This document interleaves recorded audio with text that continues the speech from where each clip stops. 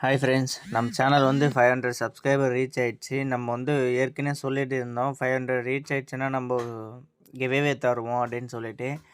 பார்க்குறீங்க பார்த்தீங்களா, இந்த ஃபிஷ்ஷஸ் தான் நம்ம இன்றைக்கி கிவ்அவே கொடுக்க போகிறோம். ஒரு 3 ஃபிஷ்ஷஸ் இருக்குது. ஃபஸ்ட்டு நான் வீடியோ போட்டோடனே ஒரு 3 பேர் கமெண்ட் பண்ணாங்கன்னா அவங்களுக்கு கொடுக்கலான்னு சொல்லிட்டு தான் பார்த்துட்டு இருக்கேன்.